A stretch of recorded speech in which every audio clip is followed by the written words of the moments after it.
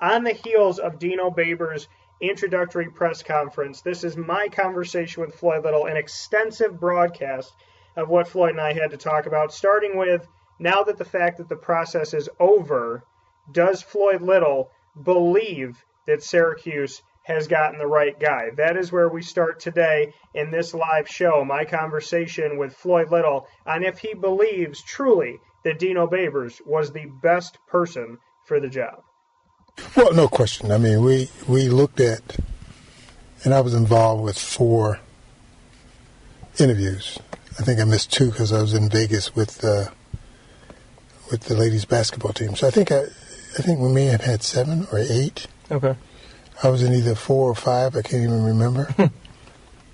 But, for me, I was in the process when we hired Doug Marrone. This is a better process. We get a chance to look at a person and they get a chance to ask questions, and we can all feel them the best we can, and we get a chance to ask them questions, and they get a chance to ask us questions. So I like this process. And for me, you can always tell the people. See, I'm a guy who observes a lot. Yeah.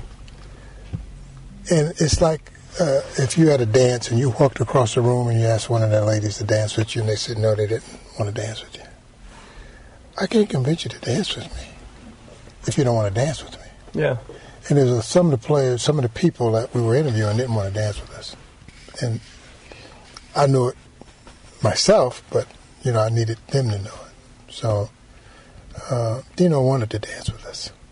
So this is the guy you want. You don't want to convince somebody to dance with you if they only want to dance with you a year or 2. You want a guy that's going to be your partner in dance. When you look at Dino Babers here, a lot of fans have said to me in passing that they don't want to see 3-4 years another guy, 3-4 years another guy. Can fans be hopeful that this is a Dino Babers era that is not going to be another 3 years and a change? Exactly. And that's why this is the guy I wanted, because he's 54. 5 years, he'd be 59, 60. Ain't nobody going to hire anybody at 60. So for me, you needed to have the stability. Yeah. We've had 4 coaches in 10 years. We didn't want that. We didn't want it to be a stopping off point where guys 34, 35 had a little success with a team that had some success. Now he's a hot commodity because he was either the offensive or defensive coordinator. We really wanted a coach that has some stability, some security, a guy who had been there before. I mean, there's a lot of reasons why we needed and wanted a guy who had head coaching experience. We have not had that in the past, and therefore we've gotten burned. But with a guy who's had head coaching experience, and if you look at his pedigree and look at all the places that he's been and the things that he's done and what he's done at Bowling Green, you had a guy that had all of those qualities that you really wanted in a coach. We just wanted him to want us. We wanted him. That's the one who would stand out. There was some other coaches we interviewed, I won't go into that had that, but they didn't want to dance with us. And you can tell. Yeah. If you've been in the room enough, you know who want to dance with you and who don't.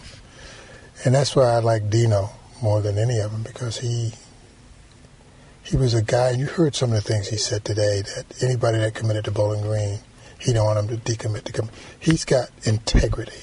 Yeah. Which a lot of people don't have that. He's a guy who's been on the borderline of old school and new school. So he understands both sides. And, a lot of the younger people we interviewed don't understand the old side of it. Yeah. He talked about his players. He'll be truthful with them. He'll tell them the truth. And he'll be honest with them. When you have players that's tweeting out about how great he was as a coach, and we're going to miss him, but we wish him the best. Rather than, that guy, he left us, he got me to come here, now he's done. He had none of that. Yeah. His dad is a 20, 30-year military Navy guy.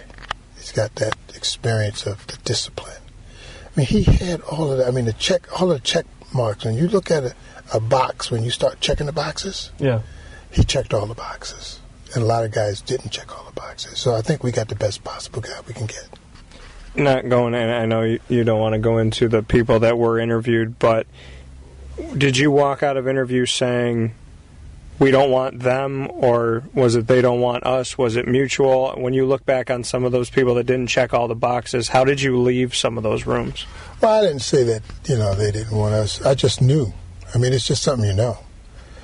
As a person that's been around as long as I have, and you know a lot of things, just your heart and your experience let you know about people's personalities by their demeanor, how they behave, how they look at you, how they relaxed, or how they firm, how they trying to make an impression, or how they don't care what kind of impression they make. Yeah. Just certain things that you pick up in all the years that I've been in the car business, the 32 years, and interviewing people. I know who wanted to dance with me and who didn't. I know who would produce and who wouldn't. I know who would be productive and who wouldn't. I know who had integrity and who didn't. I know the people who was interviewing and they want to know how many breaks did they get to the day, and how many sick days do I get, and what kind of vacation program. I didn't want them. They were more interested in benefits than the job. And when you've had enough experience with people like that, then you get to know. Well, Dino, he checked all the boxes, and some of the other guys didn't. What we're saying, I know you talked about some of it, but what was it about Dino specifically that when you're sitting in a room interviewing him, what were some things that stuck out to you that you just took a step back and said, wow, we have not seen a guy like this in the interview process so far? What were those lasting points that he gave you? Well, he's pretty confident. He knows that he has had the exposure in the game. He's got a great resume. I look at the 44 players he's touched and he put in the National Football League, and he just knows his stuff, if you will. He knows how to motivate and how to make things happen. Like I said, there's three kinds of people in the world: those that make things happen, those that watch things happen, and those that don't know what happened. Yeah. And I like his demeanor. I think that we really lucked out and got out of all of the coaches that were, and it was like 13, 14 jobs available. And we interviewed a lot of these guys who've got some of these jobs. And I look at, we got the best one. As quiet as it's kept, when you really look at the history and the pedigree and the resume, we were fortunate to get a Dino Babers. How, from the time of interview to him saying yes, what was the time period within that? Was it a quick, you know what, I want this job, we want him, he wants us? Bring me through kind of the process of first talking to Dino and then Dino saying yes. Well, he would never commit. I mean, like I said, he's got integrity, he's got loyalty. He says, I can't do anything until after my game. Mm-hmm. I'm not going to commit to you or anybody else. After the MAC championship? After the MAC championship. I owe this to my players. This is what makes you want a guy like that. When he can say to you, I don't want to have this conversation. I know there'll be opportunities available for me. But I am right now dedicated and obligated to my team. And when that's over, 30 seconds after that game, then we can have some conversation. He's got integrity. You don't find that in a lot of people. He's honest. He's respectful. He's trustworthy. Yeah. All of the qualities of they call a Hall of Famer. There's trustworthiness, respect, responsibility, fairness, caring, and citizenship. There's 6 basic qualities of a Hall of Famer, not just in sports, but in life. Yeah. And when you find a person with these qualities, they are Hall of Fame qualities in life. And Dino represents all of the basic ingredients that a Hall of Famer has. And he's a Hall of Fame coach, and will be. When he says to you, 30 seconds after the game, we can talk, we can go from there. Were you out there in Ohio with him? Did he come here? How did it all kind of go down that once he said, all right, Floyd, Mark, Herm, we can talk? how did that all come about? It didn't come about. We talked with his representative for the most part. His representative is a very quality guy.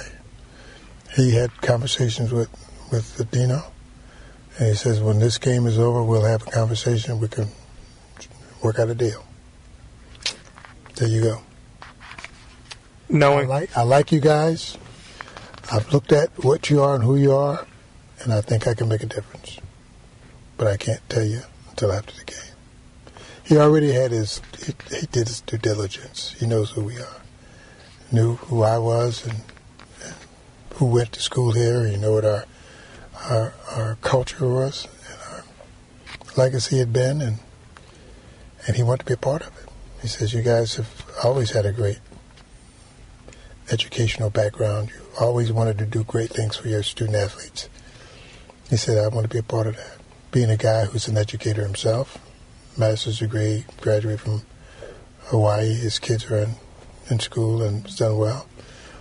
This is the kind of guy you want. He's a community-oriented, family kind of guy that holds that in high esteem. So I liked him from the beginning. We saw eye to eye together because I knew he was from both sides, old school, new school. What parts of the old school and the new school does he bring? When you look at old school and you look at the new school, what are those elements that you think he bonds together? Integrity. You can, in my day, your word was your bond. I gave you my word, you could take that to the bank. Mm-hmm. I wouldn't commit to you today and decommit tomorrow. That's the difference. That's what he brings. He brings old school element of, I'll talk to you guys when the game's over, you got my word. When somebody says that today, it doesn't mean as much as it did years ago. Yeah. Your word has no value today. My word, I don't own anything today more valuable than my word. Right. That's what he represents. When did you first get to meet him and be in front of him and get to see who he was eye to eye? Today. We really had a chance before you guys came on scene. We had talked. We had mutual friends in San Diego where he lived. I used to watch you, man. You was something else. You haven't changed it, but look at you. You know, I mean, we were able to connect. Yeah. From sports is a true connector of people or men for the most part. And he said he was a fan of mine and watched me when I used to come play the Chargers, where he lived, with his dad being in the Navy. He used to jump the fence and sneak in. And he said the prices wasn't what they are today, but he says, I've watched you. And he named the stadiums. It wasn't Qualcomm then. It was, I forget the name of the stadium, but they've been changed. Name has changed 3 times. Yeah. So, but he's a guy that we had a nice visit. He was in a train.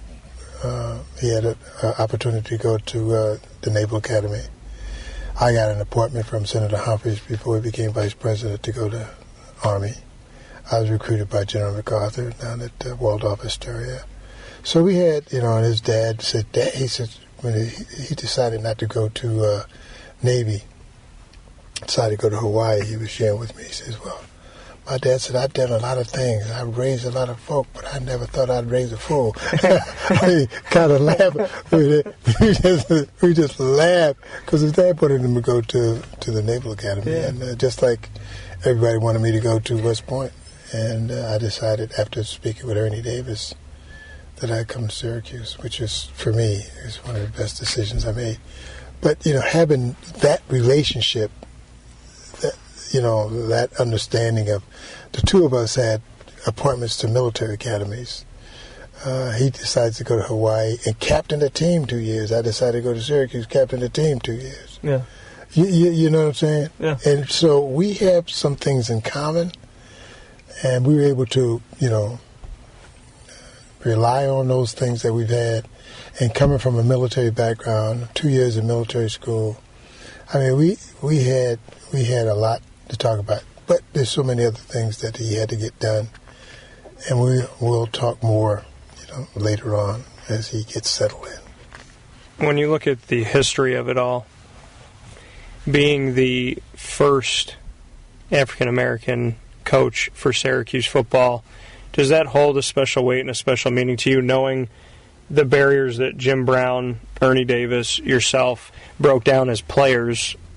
Does it mean something to you to not only see that the 30th coach is African-American, but to be a part of bringing him in? Does that have a special weight to this era of Syracuse football for you? That wasn't one of the number one indicators for me. Interviewing all of the coaches, it didn't matter what color they were.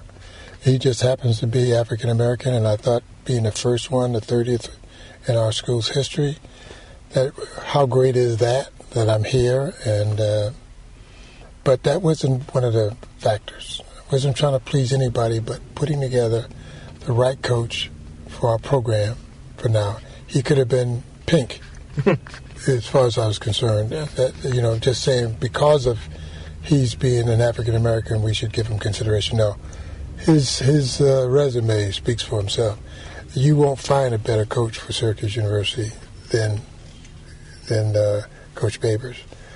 I liked him. I liked his personality. I think his record speaks for itself. But it's nice to think that since the 1800s, Syracuse have had 29 coaches in the past, and now we finally get an African-American coach. While I'm here and was on the committee, but I stood back and I let everybody else have their dialogue, and I would add my 2 cents. All I would talk about is how fast can you get us where we need to be, and what do you need from us. And I think we got the best possible coach that wanted to dance with us. Now, you got to remember, there's coaches that don't want to dance with you. They just want to test drive the car. I've had, in the car business, I had a lot of people want to test drive a Lincoln, but they never bought it. They just want to see what it felt like, what it rode like, and just to say that I drove a Lincoln. Yeah. But they didn't want to buy it. Here's a guy that wanted to be a part of us. And he says, you got great history, you got great tradition, you guys had great reputation, you're scrappy, you guys got great educational opportunities for our young student athletes. What could be better? What could be better, Dan? And that's what makes him, I think, this is just me, I'm not speaking for Herm or the Chancellor, who, in fact, the Chancellor was in every meeting. These are the people I said, this is the right guy for us. I didn't have to say anything.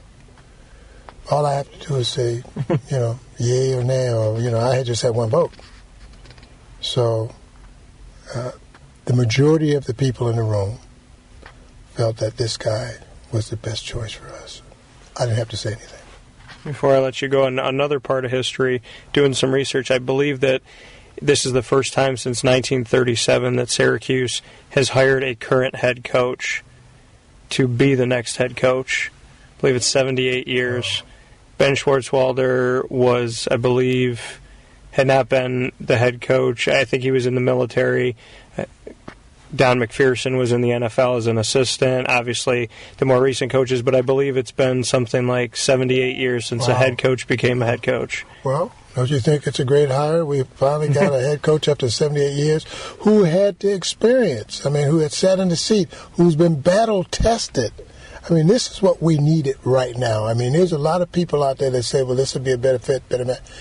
We thought that we wanted a guy that would be here, loyal, long-term, not 2 years and gone, a guy who had been battle-tested, a guy who had been a head coach, a guy that had a philosophy. We wasn't hiring a defensive coordinator.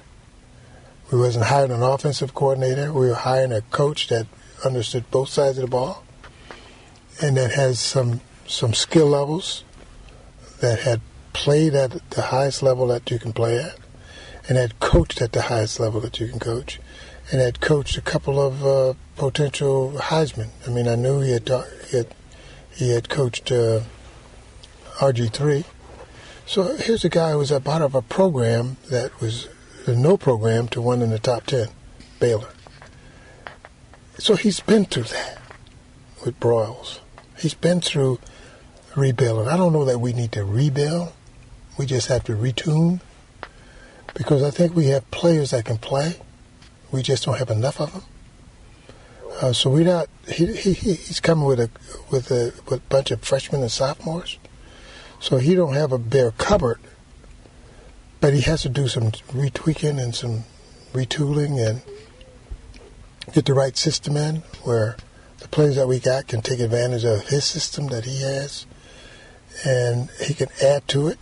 And I like the fact that he says we got to get players from our own backyard. We got to reach out to New York State, New Jersey, Pennsylvania, Ohio, and we'll get a few players here out of Illinois, a few players here out of Texas, a few players here out of Florida. I mean, he's got the right idea, and I think he's right, because when I look at rosters from other schools out of Florida and every place else, they got New York players, New Jersey players, Pittsburgh players. Yeah. Well, what about us? Why didn't they want to come here? Well, I think he has the personality and hopefully the coaching staff that can reach out to some of these players. He's got the charismatic or the chemistry that he can talk to a parent and let his parent know that they're going to get every opportunity to succeed in his program and get an education. He believes in student athlete. He said that more than once. You're a student athlete, and that's my thing. You're a student athlete. You're not an athlete. You're a student athlete. So, and the Coils feels the same way. They're athletes. I mean, they're students. They're not student athletes. They're students. Let's give them the best experience that we can give them while they're here at Syracuse University. And that's what we want to do. That's what he wants to do. I think that's what his philosophy is. The more I listen to him, the more I look at him, the more I hear him. And when he said to close your eyes and you're going to see a high-powered, and I saw his team on Friday night, Bowling Green, and I'm like, wow. And we had some success with a little bit of that offense with Hackett. We were running 90 plays a game, and you know, and it was exciting, and we went to 2 bowl games as a result of it. So I think we can get back to that. I think we can recruit based on that. I think the success he's had as a coach can help attract more players. I think the fact that he is in the ACC and he says we should be able to compete at that level, and I thought we had a chance to do it this year, but unfortunately we fell short. But I thought we hung in there with the plays that we had, and they're all 80% of them that was making plays for us are sophomores and freshmen. So you can build, you can take these guys, and you can coach them up, if you will, to where they compete at that level, and they will be able to have the confidence to finish. The only thing I've said in all the interviews is they just have to learn how to finish.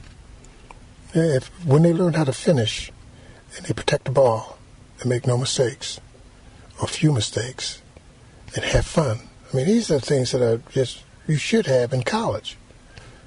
And if you're not having any fun because you're losing, and you're not protecting the ball because you don't believe in what you're doing, or I don't know why you would drop a ball. It just doesn't make any sense. So we have a little culture to change a little bit. Get back into winning ways that we know we can. And I think you'll find a very different team. The only concern I have is the fans. I don't know what kind of fans that we've had, that they don't come out, and I hope that they will come out to support this guy. I know we as people, on staff, we will support him 100%. But he said they'll come back when we win. All right? If you want to wait till we win, wait. But we will win. And then you'll come back. And everything will be great. But if you don't want to come back yet, that's okay. But we will win. And then we'll see you. I like that. I like that quiet confidence. I walked in the locker room of the Green Bay Packers playing the Denver Broncos in the Super Bowl. And all of the players were saying to me, be quiet. Don't say anything. Because we were 3 touchdown underdog. He said, we got this. And all Shanahan said in the locker was, hey guys, we're not picked to win this game. Let's go out and show them what kind of team we got. That's all he said. Let's just go out and show him what kind of team we got when I didn't beat him. That's the kind of guy he is. Let's go show him what kind of team we got. And he's going to do well.